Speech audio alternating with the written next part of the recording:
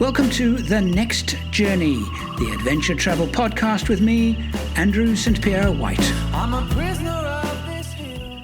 Hello and welcome to the adventure travel podcast, The Next Journey. I am Andrew St. Pierre White. Good day to you. Welcome to the Next Adventure podcast. My special guest is all the way in California. And of course, I am in Western Australia in Perth. Hello, Chris Collard. How are you today? I'm great, Andrew. Thanks for having me on the show.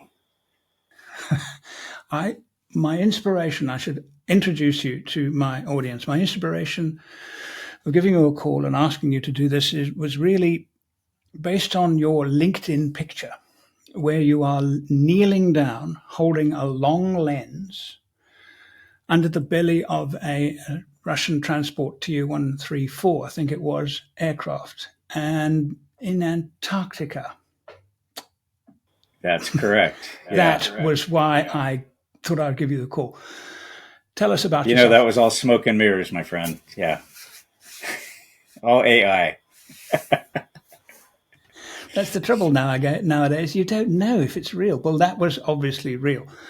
Tell us about that particular. I mean, you're an adventure travel broadcaster, and you have a long and illustrious career.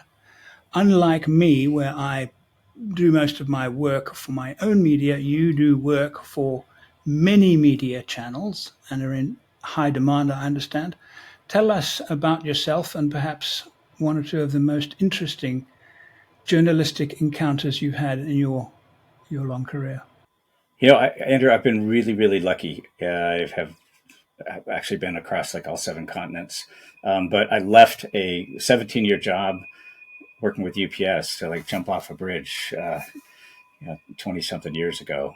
And I had no choice but to make it work because I really didn't have a parachute when I jumped off. So the Antarctica, to your question, it was part of the Expedition 7 project, which was driving the same Land Cruiser around the world.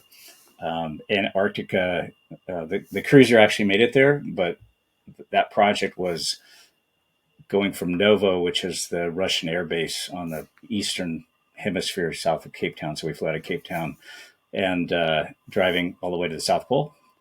The goal, if we made it to the South Pole in time, with enough time, because we had to get back to Novo, it was a double crossing. It was to the South Pole and back, or to the South Pole and the Ross Ice Shelf and back. But if we had enough time, we were going to do the whole thing. But there was only one flight off the continent. And we had to be on it. So it was really kind of a push once we were decided. It's like, okay, we're going to shoot for the Ross Ice Shelf. But great project. It was with a guy named Greg Miller and, of course, Scott Brady, who was my publisher at the time at Overland Journal, and a guy named Geesley, who was from Arctic Trucks. So definitely a highlight of the projects that I've been involved with. It's just a truly spectacular place. You get up on the plateau and it's like the surface of the moon. Did you do the full circuit with Expedition 7 or just that section? I did not. I was running the magazine at the time and it was kind of a one-man show. So I just simply did not have time. I was invited to go on a number of the other legs, which would have been great. I had traveled on a lot of those places already, but it was more of just bandwidth and, my commitment to, I took almost a month to do the Antarctica leg. And, so you know how it is. You got 130 pages you got to fill. And so that was my target when they started the project. The Africa, they went through Southern Africa, and I've spent quite a bit of time in Southern Africa. I've been to Australia 10 or more times and done most of all the sections that they were going to do. So Antarctica was the target, and it was worth it. It was cold. Especially, I hadn't camped in 40 minus 40 temperatures before, but we had really good gear and, a good team, and it was just one heck of a trip. Yeah. 24/7 daylight. Fantastic. It was a fabulous endeavor, and I followed it through their various media channels, and of course went to sea last couple of months ago. 2 months ago, went to see the actual vehicles in the museum. Tell me about your expedition travel and racing history. You've done a lot of work with the Badger events. Tell me about that.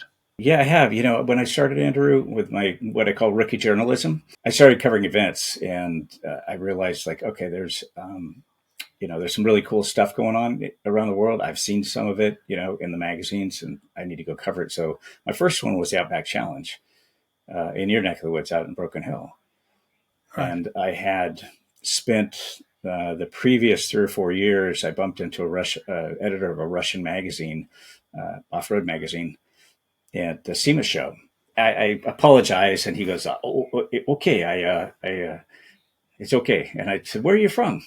He says, I'm Andrei, Off-Road Magazine, Moscow. And it just clicked on a light bulb for me. And I realized, like, wow, I've been busting my tail selling an article to one U.S. magazine, and there's going to be an outlet like in dozens of countries that might be interested, non-competing markets, different language. And I spent quite a bit of time tracking those down. So by the time I hit my first event in Australia, I was able to get it out to 7 or 8 international publications. And that kind of helped springboard me to the next one. Like when I contacted the next event promoter, and they don't know who you are, I was like, hey, how you doing? I'm Chris. This is kind of what I do. I'd love to attend your event. So it kind of snowballed after that. It was a super exciting time for me. Right. And how long ago was it that you left Overland Journal? Technically, it was 2018. When I met you at the BFG KM3 launch, were you with them, or had you just left? I'm trying to remember what year that was. 2019, 2018. 18. Yeah. I was on my way out. It was just kind of a slow separation. So I was a contract editor. I actually met Scott Brady, who's the publisher. I had done a 3-part series on Mexico around 2002 or 2003. And he was a subscriber to the magazine. I guess he wrote the editor, if I remember correctly. He wrote the editor, and the editor forwarded it to me. And it was just like, hey, that was an awesome thing. And so I called the guy. I didn't know who it was. I just thought it'd be nice to call the guy. And he introduced himself, and he's like, I'm really excited about getting into this whole overland thing. And he, of course, he's a subscriber. And I'm like, okay, that's awesome. Cool. It's great. It's fun. And then, we touched bases a few times at events. And he called me in 2005 and he said, hey, I'm starting this thing called Expedition Portal. And I was like, great, that's awesome. A couple of years later, he called again, ran into him at the SEMA show, and I think, and he's like, hey, I'm starting this magazine. It's going to be really cool. And this was right at the time that the U.S. magazines, it was Prime Media, I think, had been sold, and they just canceled about 10 labels, 10 books, and fired a bunch of people. And I was like, it's a pretty tough time for a magazine, buddy. And he's like, that's okay. It's going to be completely different. And I'm like, awesome. And he said, can you send me $60 for a subscription? And I was like, sure. And then I had done a couple articles for him. And then he contacted me. Actually, I was at the SEMA show again around in 2010. He said, there's going to be some changes in the magazine, and asked if I was interested in, taking over as the editor. And it was fun. It was a good chapter. I mean, it had its roller coaster rides, but I'd always been on the contributing side for tons of different publications. Early on, I was doing stuff for National Geographic Adventure and Cigar Aficionado, anybody that would publish my stuff, and it was almost all automotive related. So what I told him, I was like, I would do a lot of commercial photography, and I mean, I'll be a contract editor, but I didn't want to be a W-2, because when you're W-2, they own everything you do. And I've always maintained that if I shoot it, I own it, or if I write it, I own it. But it was good. Yeah, that was I loved working with the contributors, and some of them were so inspiring. And some of these folks that have been traveling for years, and I would bump into them or find out about them, and I'm like, hey, you got to write something for me. I mean, you're legitimate, real deal. I use the word expedition extremely lightly because I think it's way overused in this world. But these guys were legit. They're crossing all parts of Africa, East Africa, the DRC, the Congo, the darkest areas of the world. And I'm like Dan Grech, who you probably know. I'm like, it was, yeah. These guys inspired me, even though I was supposed to be writing this magazine and inspiring other people. They were one of the highlights. Right. How have you seen the overlanding scene change in terms of the journalistic work that you're doing and overall? Because obviously it's grown, the market has grown massively, particularly in the US. But how do you see the change of having evolved over the last, say, 10 or so years? Good question. Some of the changes that I've seen are that I think that the manufacturing world, and this is kind of what I see from even when I was at the Journal or some of the other U.S. magazines like Wheels of Field or Tread or OVR, is that the overland term, that people are not off-roaders. And I think you might know Gary and Monica Westcott of the Turtle Expedition. They were my idols. They were doing this stuff back in the 70s and the 80s, and I couldn't wait to get the magazine and like figure out where Turtle Expedition was going. But they insisted, like, we're not off-roaders. They've been all over the world, but it's like, we're not off-roaders. We're just like adventuring and going places, and we have four-wheel drive is the way that we do it. And from the manufacturing industry side, the idea of, say, overlanding, it hits a much broader demographic, much broader interest base, because it not only covers a lot of people that consider themselves four-wheelers, but it also covers people that might be you name it. In the States, I would say in the Sierra Club, which is kind of an anti-access group, but it's like all of them have four-wheel drives, and they're all getting rooftop tents, and it's a huge organization. So from a marketing standpoint, I think it's been pretty amazing because so many people, it's aspirational. The idea of, heading off across the Nevada desert or across the Australian outback, with, I would say, a map and a compass, but now they sort out like logistical plans and tactical plans and all kinds of stuff like that. Tactical meal plans. That's my favorite. So from that side, I think it's amazing. I mean, the industry has just exploded, and I think it has it still has a ways to go. I think it's gained a lot of traction, but I think that it's going to be I would guess a continually growing sector of the automotive enthusiast markets.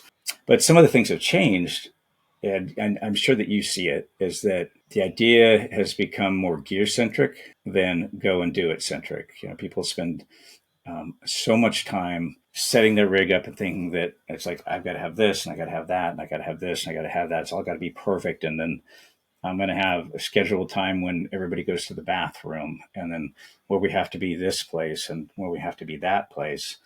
And I think it's lost some of what I have always felt is, you can call it overlanding now, but, just the sense of adventure, which is when you come to the fork in the road, take it left or right, it doesn't matter. Or if you're in a little village in, South Luangwa in Zambia, and somebody says, oh, you should go see this waterfall, to have the mental flexibility to say, I should go do that. I want to go down to Lake Kariba. I heard that there's like a guy down there with a boat that will take you fishing, in a dugout canoe. So I think it's lost a little bit of that spontaneity with a lot of people. The way I agree with you, and I think one of the problems is that there are so many people that spend so little time and have so little time to actually do trips that they live almost vicariously by buying kit, by planning and planning and replanning and replanning and replanning, and feel as if they're actually doing overlanding. It gives them a certain sense of accomplishment,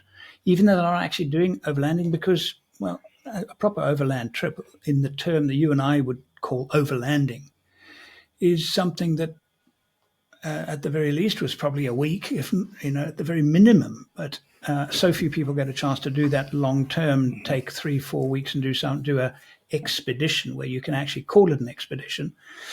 So they fill their time up with buying kit, and I understand where you're coming from, but I kind of don't blame them for it. And I suppose it feeds the industry, because the more kit, the more advertisers want to advertise, and they want to more advertise, more publications get some of their cash to publicize those parts, those components, those accessories. And so the industry is growing, not because of actually people doing the trips. It's growing because people are buying stuff. And honestly, Andrew, it's like, especially as the editor of the journal, I go to Overland Expo or I talk to people and they would, they're super excited and they've got everything. And I've had people tell me, it's like, I haven't bought one thing that you didn't endorse. And that puts a lot of weight from an editorial standpoint, huge amount of weight. I mean, I've always been no gloves on reviews. I work hard for my money. And although we get a lot of gear in this industry, it's like, I buy stuff too. It's like, if people work hard for their money, don't mislead them. But I'll talk to people and they've got everything. And, I have heard people kind of trash talk, the Overlanders that have all this stuff. I'm excited for them. I think it's great because they're having fun, and it's as much fun sometimes putting all your kit together, all your gear together, and getting ready and doing the planning, and as it is actually being there. So I mean, it's become super gear centric, but it's also become that part of it has become like people's hobby to get ready for the trip that they're going to do. I think it's great. I'm glad that those folks are out there and gravitate towards kind of doing what we do, even if it's as a shorter period of time. One of my greatest rewards in this business is when I meet somebody and they're like, I read this thing that you wrote and it really motivated me to like go there or do things or put that on my bucket list. It's to me, that's rewarding. It's that I always endeavor to put the reader or the viewer in the vehicle, in the situation, in the environment with me, whether I'm hiding behind a termite mound, trying to hide from an elephant, or, driving across the Simpson Desert, whatever that happens to be. So that's the rewarding part. I mean, I think it's an exciting time for a lot of people, and it has generated a lot of creativity from the gear side. And a lot of stuff that looks the same, but every once in a while I'll see something I'm like, that's a really good idea. I could use that.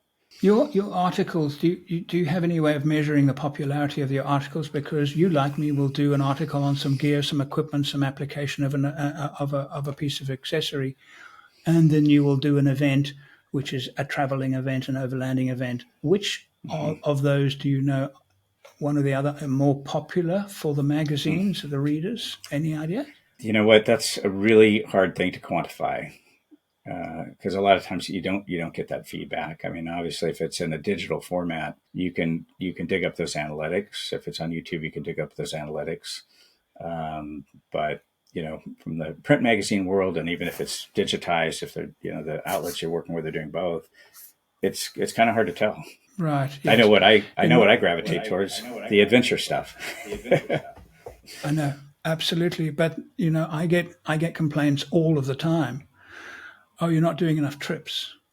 And I say to them, I've just done 3. I don't understand what you're talking about. And it turns out of course, they're on YouTube. So YouTube says, oh, the algorithm says, you like the kit stuff. So we'll send you more kit stuff. When Andrew does something in the wilderness, well, we might not necessarily show that to you because we know you like the kit stuff. And I have to say to them, are you watching all of the videos or some of the videos? And generally, people are more interested in kit than trips, and I'm not sure why. But that is, if I look at pure demographic, if I do a vehicle build over a year, and I'll do say 15 videos, I'll have within 6 months I'll have 1 million views.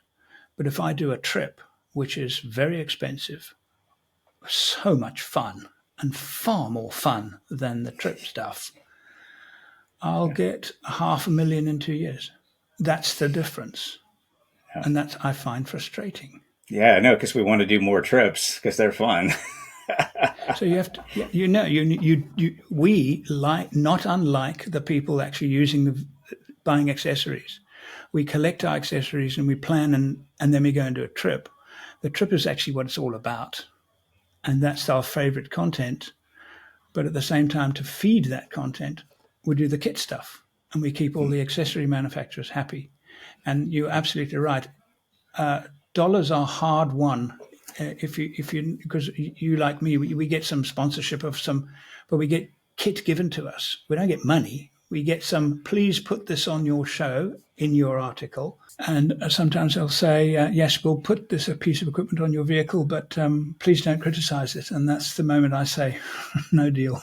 That's no deal, boy. I'll pay. I'll buy. I appreciate that.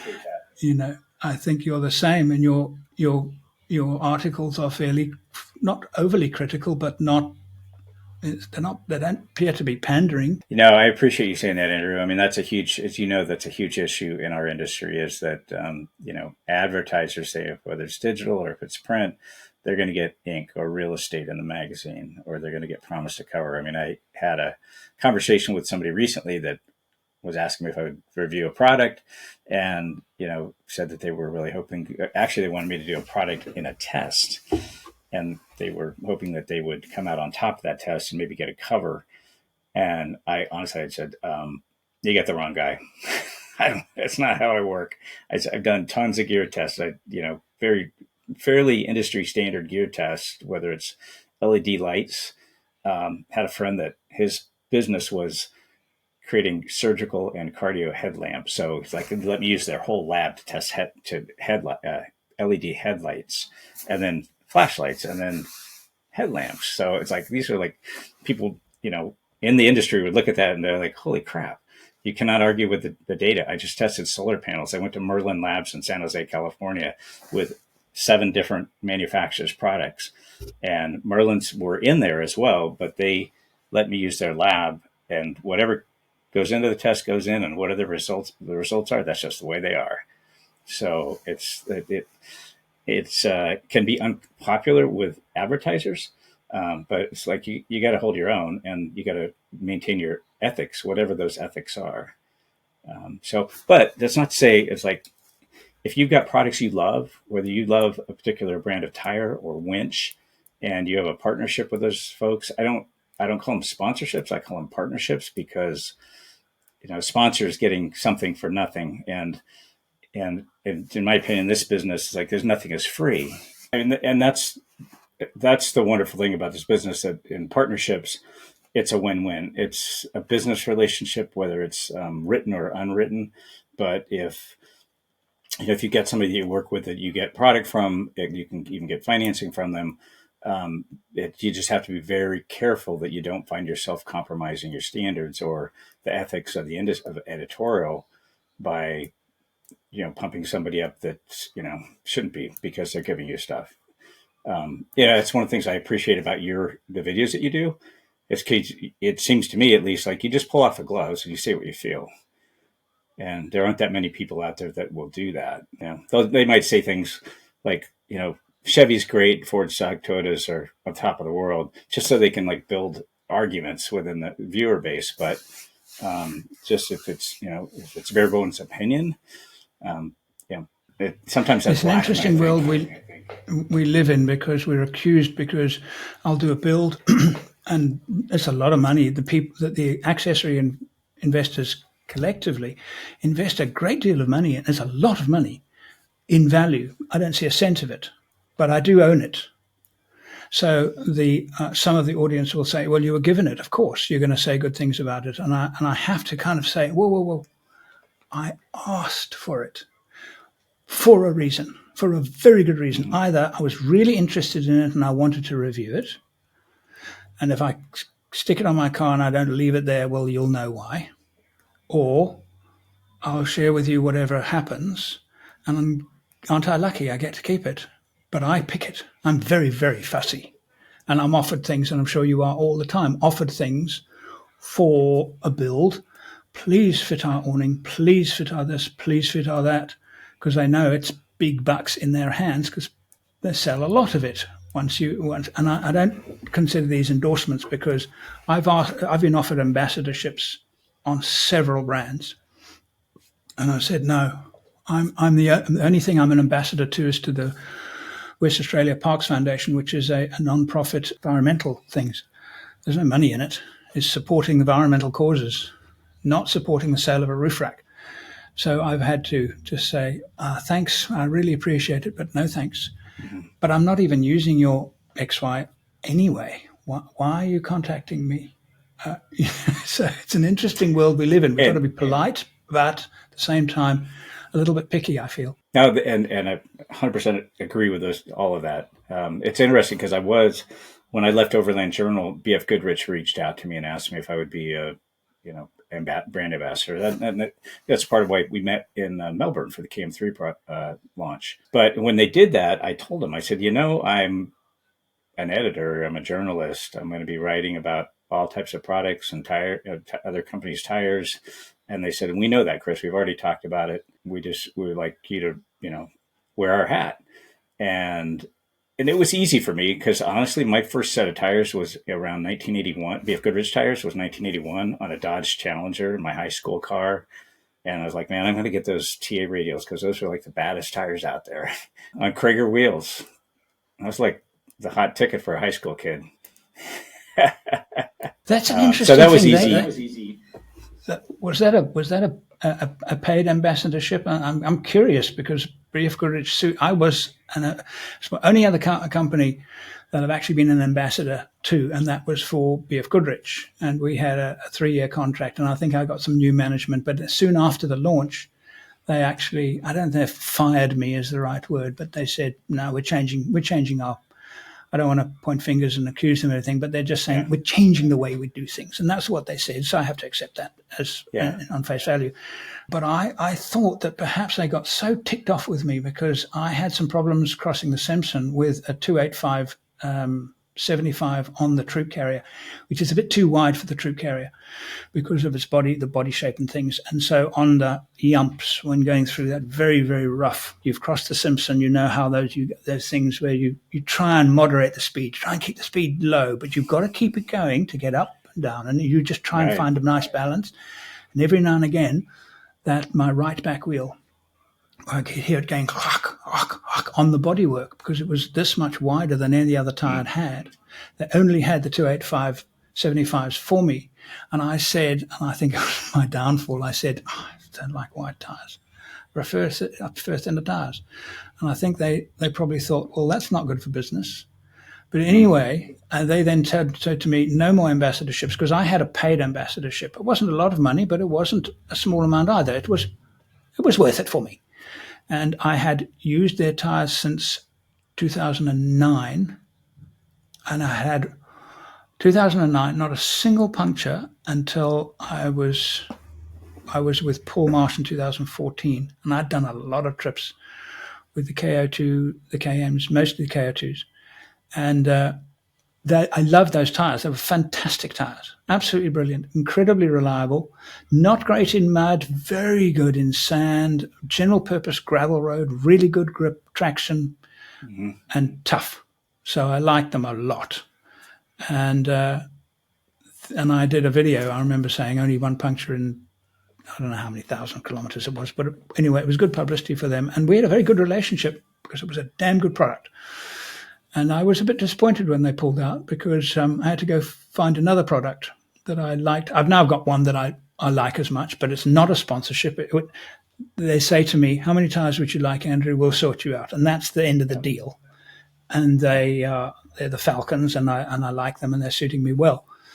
But since those early days of those BF Goodriches, they were so much better than anything else. Now I'm not so sure because other tire manufacturers have got better and better and better. So there are some other tires that I think are probably as good as the KO2s. It's a great tire. And to answer your question, it wasn't a paid ambassadorship. They have different levels. They have their performance team, which are the racers, the Rob McCachrans, those bikes, and then they have the other level, which is just brand ambassador. So it was product only. So it wasn't like a huge thing. And if it makes you feel any better, I got fired as well.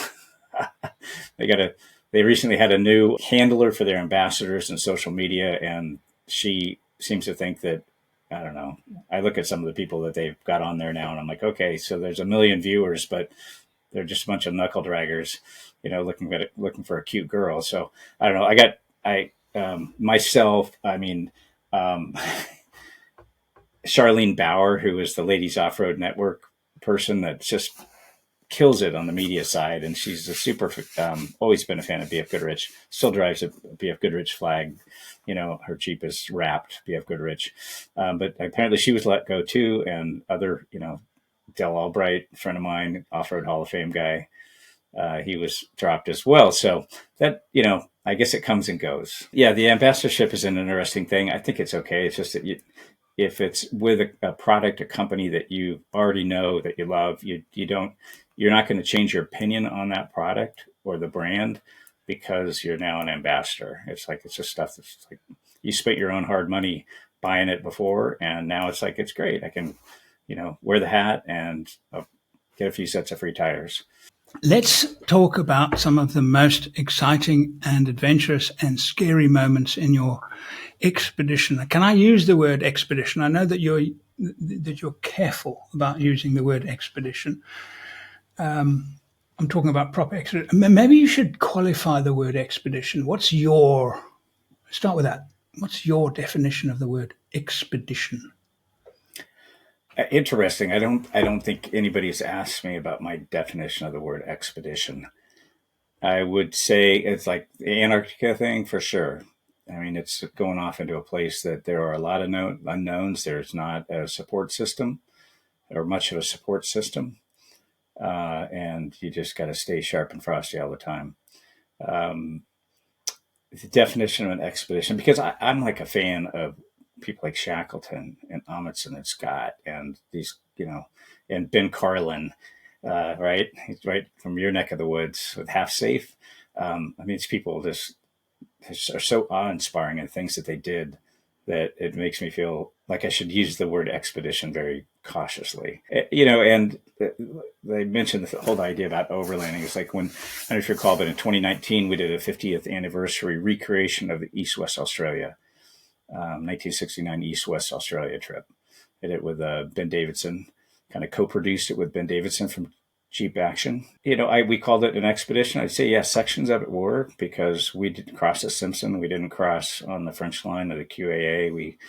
We went up to Beachcomber and we took a tangent straight across to the Andado station the same way that they did it in 1969. And we were just cutting fresh tracks through the dunes for 7 days without support. So it was, I would say no support. We had an inReach. Technically, we had a satellite phone, so it was nowhere near what these guys did in 1969. We actually had two of them, Ian McDonald and John Eggleston, the videographer, came with us on this trip, which was just awesome.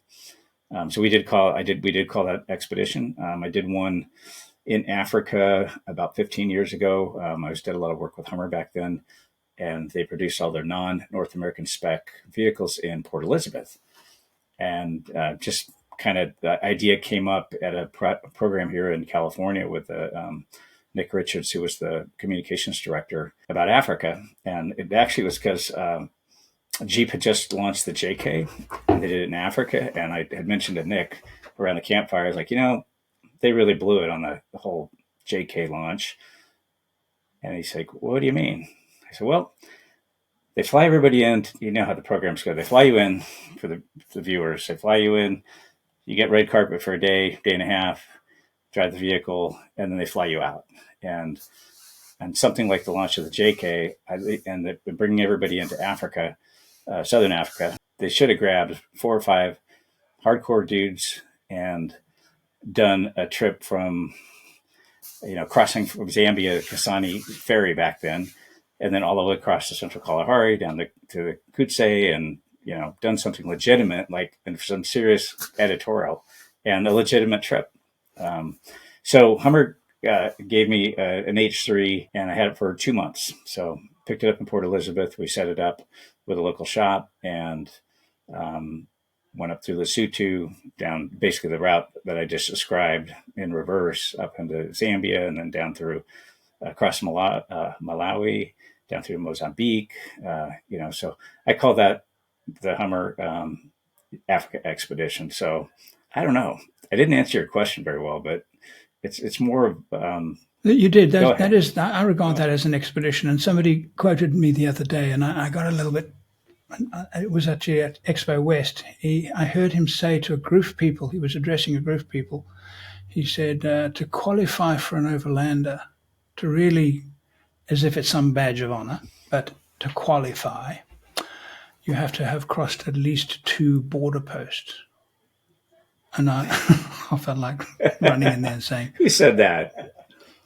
what a load of, honestly, this is a badge that you're trying to elevate because you've crossed 2 borders. Now you want to elevate and make yourself a little bit better than everybody else. And Yeah. I said in a recent video, I mentioned this in a recent video, and I said my attitude is, and I was at a campsite in a camper. So I was nice, cozy, and comfortable, and I was 20 minutes or less away from the shops. And I said, anybody who's trying to do more than this, in other words, getting away from the comforts of having a town close, a shop close, and communications easy and close, trying to get away from that, and trying to get off the main track where caravans can access. So you now are self-sufficient in a compact, not necessarily, but certainly an agile vehicle that you can take away from the tar roads and the city streets and find new places and look for, solitude. You're an overlander. You just that desire. You're an overlander. Sure. What do you think of that? Do you think that's apt? I don't think that I've heard similar definitions of it's not a trip until somebody breaks down and until there's something that actually happens that's bad, or you get shanghaied in Zambia by rogue immigration officers. Yeah, I did that.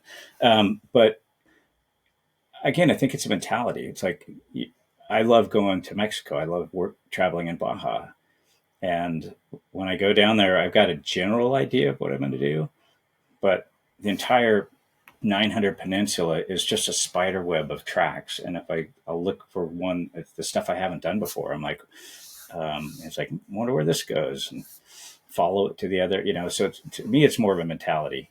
It's like you've got your vehicle, you've got the stuff that you need, but the overland side is more, as I mentioned earlier, it's like when you come to the fork in the road, you take it. And if you talk to a local at a fish taco stand, and he's like, the pescaderos down on this beach, they have clams. They have almeja today. So clams. It's like, let's go down and buy some fresh clams from the fishermen. And it's just spontaneity. It's not about raised air intakes. It's not about all the gear, because, you and I both know that we've seen people go overlanding in vehicles that you would not consider, most people wouldn't consider an overland vehicle. But you asked about scary stuff. I was covering the Outback Challenge in Morocco 15 or 16 years ago, and I was in the media car I was riding in was an ex-race vehicle. So a lot of stuff was taken out of it, including the seatbelts. And I was in the back. There was like a cooler, like an Airbnb type cooler, bolted down between myself and the French journalist, young French journalist that was with us. And I was just like, I was uncomfortable. I had a bad feeling. And I always try to follow my gut. And so I had asked him, I was like, you know what, I'd like to get out of this vehicle and get into, another car. I mean, they had some regular SUV type vehicles because there's no seatbelts. And the French Moroccan dude that was driving was like, it's fine. It'll be okay. And I kind of pushed the subject. He's around the bivouac, tell everybody about the American. The American needs a seatbelt. Blah, blah, blah, blah, blah. Well, the next night, we're heading down some windy dirt road with cliffs on one side and mountains on the other, and then sand dunes. And I'm just got a bad feeling. I'm holding onto the handle up here and just watching over the driver's, shoulder out the headlights. And suddenly it's like car just heads off the road. And I didn't hear what he said. I found out later that he said, no steering. And Tyra, a rod end broke. We hit an embankment and we barrel rolled 2.5 times down the road. It was violent and scary. We all survived. Nobody got thrown out. My whole left side got torn up pretty good because we went over like that. So it's my side down first. But that was scary. Yeah. Wow. Yeah, there've been a few others. That's nasty. Yeah. Moroccan hospitals, you don't want to be in them. They're very third world. No. It reminds me of a story in Swaziland, the launch of the Land Cruiser 100. They supply Toyota supply a representative with two journalists. I'm driving, enjoying the car. The chap with us is a guy called Appie Reneker. He was a rally driver. After an hour or so, he said, do you mind if I drive? I haven't even driven it yet. And I said, absolutely not. Please drive. Being a rally driver, I thought, well, I'm going to keep an eye on how he drives and just suck it all up. We had another journo in the back, don't remember his name, who refused to put on a seatbelt. And Appie turned to him and said, please put on your seatbelt. I'm going to drive quite fast. I need you to put on a seatbelt. And the journo said, no, I'll be fine. And he kind of looked at me and I thought, well, I'm putting on mine. And he drove so brilliantly. And it was the first time I'd ever seen left foot braking. And he would go through these, and he never crossed. This was on an asphalt road, very, very twisty, with solid white line, and he never crossed that white line. Not once did he cross that white line, but he would go into the corners, full throttle, with automatic gearbox though, full throttle, and he would leave his foot buried and just ease the brakes into the corner and just pull them out of the thing. And I said, you need to tell me what you're doing. This is amazing. And he was teaching me about high-speed balance of, because when you take your foot off, of course, the car does this. And then you put your foot back on the brake and the car does this. And you have balance front and back, which I knew about. Obviously, we all know about that. But he started saying, now, what happens when you're at the edge of traction going really fast? It was that I learned more in an hour with him than in my entire life, just watching this consummate professional drive very fast and very safely. I didn't have this moment doubt in my mind that this guy we were fine, So I can understand That's why incredible. You had a bad Those feeling. people are so inspiring. It's like Yeah. they are, like you said, they are just on the line. They're on the edge, and they know that they can drive. Most of us can drive at 100% of our ability for about 10% of the time. And the really good drivers like that, they've mastered it where they can drive at 95% all day. All day. It's pretty amazing. Pretty amazing. Yeah, it is. Every corner, it was just brilliant. And then I started asking him about at safety, and he started talking about looking at distance, for long distance, you're looking at medium distance and then far distance, and then reading the signs. And we had this brilliant hour. It was absolutely fantastic. And I think as men, we kind of think we drive well. And then we sit with somebody like him. I've seen it with flying sometimes. I think I'm a really competent pilot.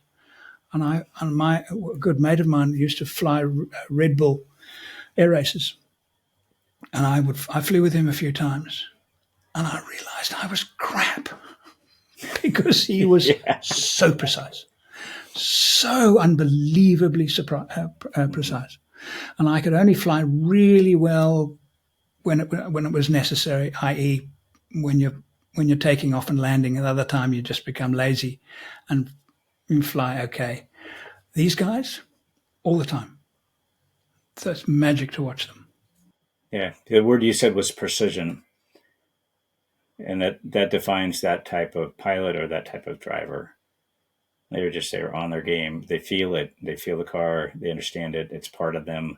And when you're looking at the near, far, distant spatial relationships, it's like their eyes are moving so fast and the peripheral is picking these things up. And the left foot braking thing. I learned left foot braking from Rod Hall in Mexico, in Baja.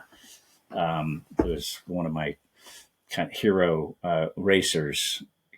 And I was with him on a program down there, and he hollered at me, because I went in and I broke with my right foot. I lifted from the throttle and hit the brakes with my right foot. And he's like, "What the heck are you doing? You'll never be a fast driver if you can't brake with your left foot." And I'm like, that held me. And that was probably like 20 years ago. But if you do it all the time, and I talk to people, I work occasionally as a driving instructor and even out with some of the people in the Jeep programs and used to do stuff with Land Rover. Some people have a really hard time. Like, I can't just brake with my left foot. It's like, no, you need to brake with your left foot, especially if you're in technical terrain, you're driving an automatic, you need to drive with your left foot on the brake. Yeah, That's how you especially with an control it, automatic. especially with an automatic. I find myself doing it with my manual. I do it all the time with my manual. But it's practice. It's just doing it more and more and more, and eventually it becomes natural. Yeah, it's practice. Yeah. Tell me, to wrap this up, in the overlanding world at the moment, what's the new big destination? Everybody knows about Southern Africa and everybody knows about Outback Australia because of all the YouTubers going on and on about how wonderful these places are, and they are wonderful. But there's not a lot of new stuff out there. Where is the new destination that we should go? Wow. Okay, so you're going to stump me on that one. That's a good question. In my opinion, for anybody that's watching or listening, your next destination should be somewhere that you have not been. And it might be one of the places that you've read about or heard about or watched a video on. But I think that going to a place that you haven't been, at least for me, it helps me maintain that excitement I had 20-something years ago when I'm like, oh, man, I'm taking off to do this. I'm getting on a plane. I'm going to Cape Town or Delhi. I don't know that it should be put into a box of I mean, there's so many places I haven't seen. I've been lucky to see a lot of stuff, but there's a lot of places I haven't been. That it should be for the average person, the normal person, and I consider us like normal people. We just have cool jobs. It should be someplace you haven't been, someplace that you desire to go, and it could be Africa, could be Southern Africa. I'm supposed to be heading to Morocco in October, Eastern Morocco, and I've been there before, but I'm still excited to go back because I think there's this amazing culture and ancient architecture, and I didn't answer that question. I can't put it in a box that way. I mean, one of the places that I want to go is Papua New Guinea, into the highlands and do a big project in Papua New Guinea. I have a vehicle that I keep in South America. It's in Uruguay right now. And there's tons of South America that I haven't seen yet. So it's a matter of getting down there.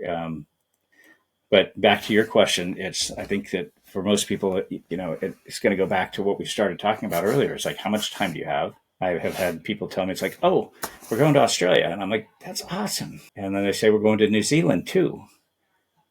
And I'll be like, wow, how much time do you have? And they're like, a week. And so they're going to fly 16 hours to get to Melbourne and probably take a flight out to Alice and Uluru and then fly to Auckland. And it's like, we did Australia and we did New Zealand, but it's like, you and I both know they went there, they got their passport stamp, but it's like, bite off a chunk that you have the ability to do and actually see some stuff.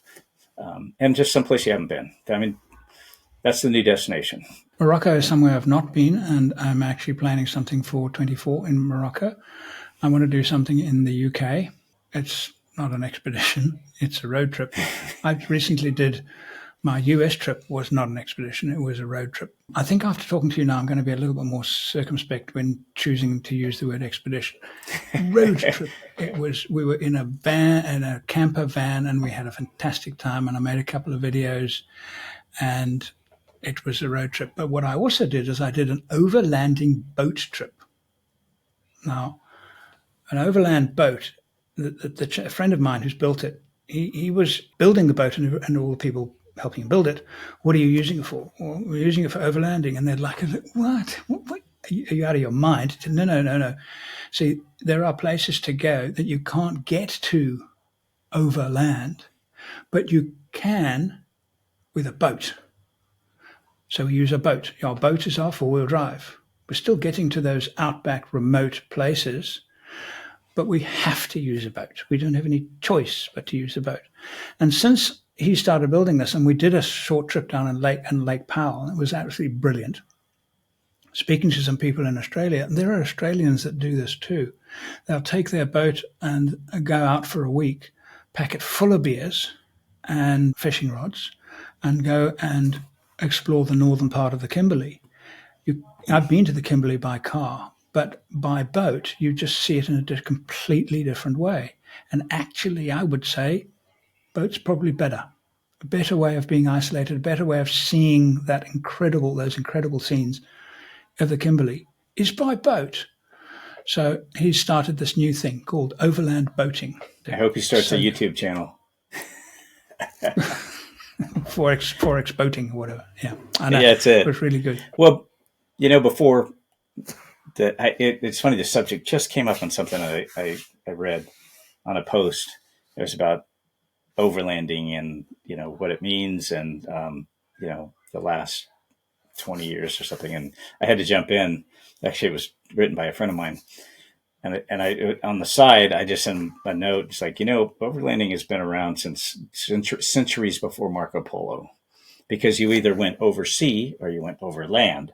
And there was a defined difference based on the insurance needs, like Lloyd's of London and that type of thing. It's like where, they were insuring this boat to come around the Cape and carry spice back from the Spice Islands, or they traveling the Silk Road, so the term's been around for so long. I mean, it's really, obviously it's come to kind of the mainstream lexicon, but the term has been there forever. But speaking of your boat thing, that's actually one of my upcoming things. I've sailed since I was in college, 16-foot Hobie, and drug it all the way up and down the coast of California and into Mexico. And my wife and I have a small sailboat, and but a bigger sailboat is on the horizon. So I'll be doing some boat overlanding, right? Overland boating. And then you might not hear from me because I may take off for 6 months or a year. Yeah. I think it's fresh new material for magazine writing and articles, actually, the whole overland boating idea. It's not for fishing, you see, because all these people building the boat are saying, well, don't you go fishing? And he said, well, I have fished, I know how to fish, and I do occasionally fish, but that's not why I'm building the boat. I'm building it to go overland, exploring. So it's an exploring boat. Yeah. And there's so much to see. Same problems. You have to deal with weather, even more than you do with overlanding, obviously. But weather, range, fuel points, return agendas, and obviously tides and other things that go with traveling in water. But there's so much similar. And we were completely cut off, but we did have cell phone signal, so you can get cell phone signal all over Lake Powell. And I was kind of hoping to get a dead signal. And actually, it turned out we did have a dead signal, but only because we were in a really shallow, very, very narrow gorge. But it was so nice just doing it in such a different way, and actually waking up in the morning being surrounded by fish. 10,000 fish surrounding us in this little part of the lake that nobody goes to. It was brilliant. But yeah, that's it. And, and there are a lot of similarities between, mine would be a sailboat, but because you've got even more systems than you have on a vehicle, because you've got an entire electrical grid on a sailboat, or a powerboat. You've got an engine and a transmission and a drive system. You've got a plumbing system. I mean, you've got everything else that comes along with the electronics, the nav, a gen set, if you get a generator. So, I mean, you need to be pretty much a jack of all trades. And that's a lot of, the overlanding thing is that when you do head out, if it's an expedition or crossing the Simpson or going into, remote places, like, in my opinion, you need to really fine tune your skills. You need to sharpen your skills from understand your vehicle. I think that's one of the things that's lost in modern vehicles, is that most people have no idea how to work on them. And that even that you could, even if you were driving an old carbureted, straight six 258 Jeep or an old Land Rover, it's like, do you know that, that Defender has a full floating axle, and do you know what that is? Do you know that you can actually pull that axle out? If you have a long magnet, you can get the broken piece out. And if you carry one, you can be self-sufficient and fix it on the trail by yourself. That type of thing. I mean, I think a lot of that is the skills side of it. But it's something I think most people could work on. But it's being eroded by the way new vehicles are built and designed. Some of them you just cannot touch. Very, very highly complex vehicles. Yeah. But even my own, I look at my troop carriers. My Africa troop carrier is a straight six diesel. If something went wrong with that motor, I would have a very good chance of finding out what it was, maybe even fixing it. My V8, it's just not as easy. I know it's the same principle, but it's governed by electronics. So if the diesel pump fails, well, why does it fail? Immobilizer, or is there something else? That something else, well, I don't know. I don't actually know what to. I feel out of my depth even thinking about it. 1H said, if it's not getting fuel, the engine won't run. Why isn't it getting fuel? Is the electrical connection correct? Yeah, it's fine. It's got the solenoid is opening. So why isn't it getting fuel? Well, why isn't it getting fuel? There's a pipe. There's some filters. Why isn't it getting fuel? If it's got to be one of those two things. It can't be anything else. There's nothing else. Yes. So I'm comfortable with it. And I'm not comfortable with the V8 because it can be other things, electronic. Yeah. And those electronic things, they are a challenge in the bush. Yeah. What do you do, really? Yeah. I have a scan gauge that might be able to give me a warning and give me a hint of what it is, but can I fix it? Mm-hmm. Maybe not. I don't know. Yeah, electronics are a bugger. Especially when you've got, like I was just analyzing diagnosing a battery indicator light on the dash of my wife's vehicle. And, checked it. Okay, it doesn't seem that the alternator is putting out voltage, but there are like 5 other things that could cause that to happen as well. Like if a 7.5 amp fuse that runs the IM1 fuse, which sends a signal to the ignition, which sends a signal to the ECM, which sends a signal back to the alternator to make a charge. It's like, it's not like the old days, especially in an old diesel. You got one wire and you got fuel. And it's impossible to know everything. It's impossible unless you're actually, that's your job, to know your vehicle so well that no matter what happens to it, you can fix it with a new vehicle, with any modern vehicle. Yeah. Older vehicles, yes. Modern vehicles, no. And we have to just live with that and hope for reliable vehicles and maybe just mitigate the risk. But I've just done a solo trip through WA with my troop carrier, and honestly, if I had a major engine failure, I would be stranded. I would have to pick up the sat phone and say, I need help. Mm-hmm. I had a suspension issue. It wasn't a problem. I sorted it. It took me an hour and a half, and I sorted my suspension issue. It was the corrugations were car braking type corrugations, and they did actually cause some damage. And I sorted it on the track because there's no electronics, there's nothing. It's just pieces of steel, and you just climb underneath and you go, yeah, that's not right. And then you get some spanners out and you sort it. Not with these highly electronic suspensions. Yeah. I personally I would be challenged with having a vehicle like that. And I've driven a number of them. But, as far as like the new, this is where I came from. I have a 2002 Toyota Tacoma, which is like an American version similar to the Hilux. And it has a fuel-injected V6. I was paranoid going to that fuel-injected motor because I'm like, if this thing dies, if the computer dies, I can't work on it.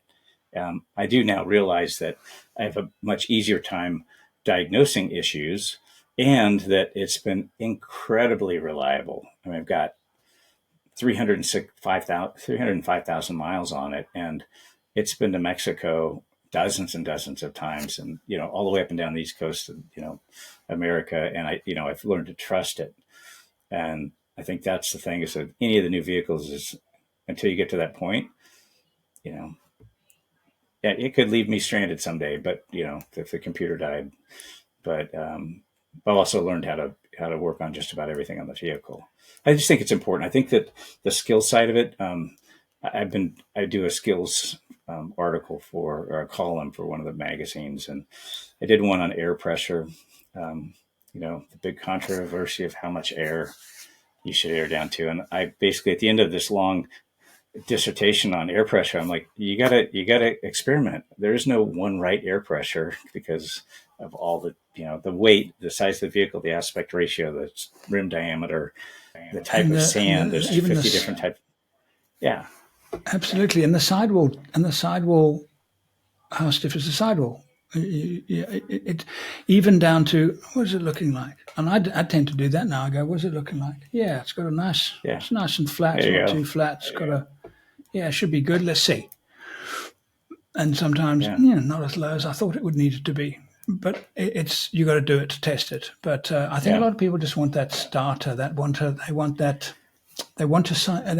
kind of say, okay, there are too many opinions. I need something scientific.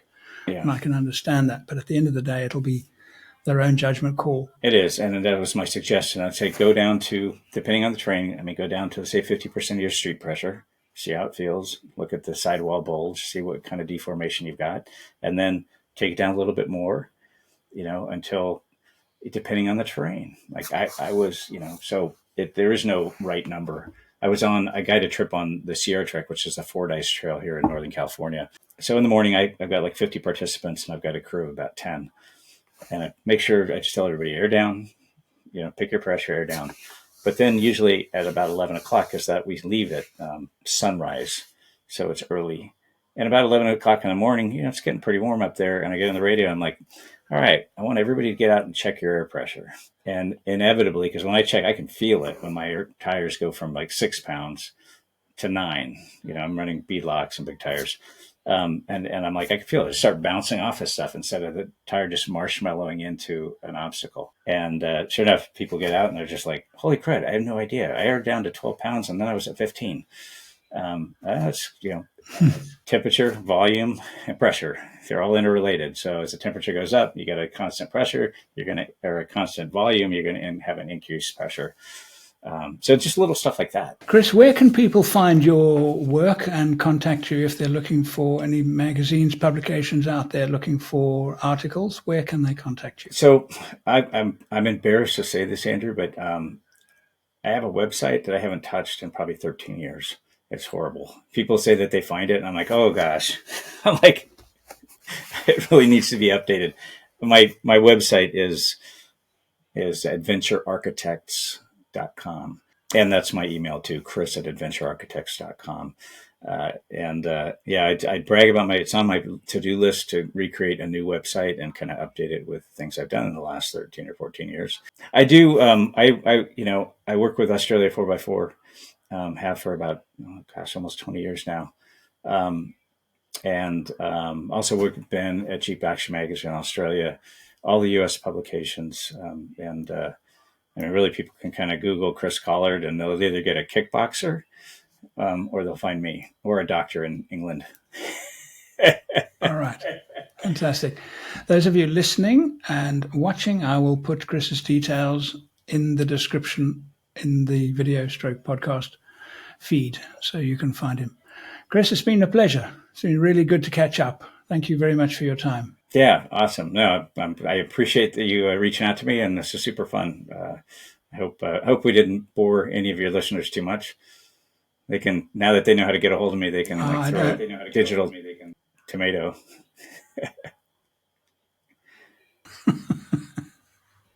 All right.